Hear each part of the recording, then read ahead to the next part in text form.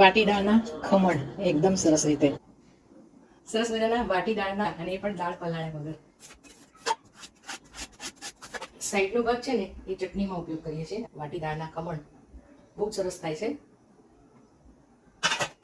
તો મરચાં લઈ લીધા છે અને એમાં ખમણ ઉમેરી દઈએ છીએ. ચટણી માટે તેલ મૂક્યું છે. તેલ થોડું વધારે હોય છે, આમાં પાણીનો વઘાર નથી થતો અને અંદર ઘણી બધી રાઈ હોય છે. ચટણી પણ તૈયાર થઈ ગઈ છે.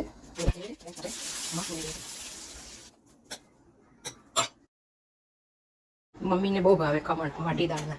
મસ્ત બનાવે વાટી દાળનું ખમણ. મારા કરતા સરસ જાય. હે ને? હા, મમ્મી મરચાં નથી ખાતા એટલે નથી મૂક્યા. અને આ મરચાંના શોખીન મસ્ત મજાના ખમણ ટેસ્ટ કરો. મેં તો ખાઈ લીધું. જલારામ ખમણ જેવો ટેસ્ટ હશે એવું લાગે છે. એવું લાગે છે ને? મસ્ત થાય. અમે ખમણ વાટી દાળના બધાને ભાવે છે ઘરમાં, અને સરસ થાય છે. અડધી પ્રોસેસમાં થોડાક વખત પછી વિડીયો મૂકીશ.